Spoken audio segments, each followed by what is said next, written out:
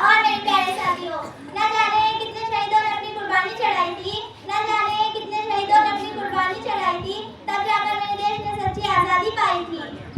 मगर शहीद वही होते जिन्होंने देश की रक्षा और आज़ादी के लिए अपना जीवन न्यौछावर कर दिया। उनके साहस त्याग और देशभक्ति के कारण ही आज हम स्वतंत्र भारत में सम्मान और गर्व के साथ जीवन जी रहे हैं।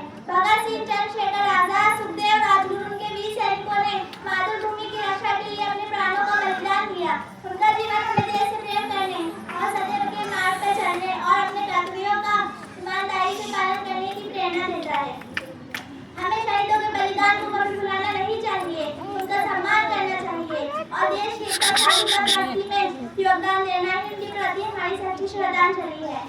इतना कहकर मैं अपनी तस्वीरें खत्म करती हूँ।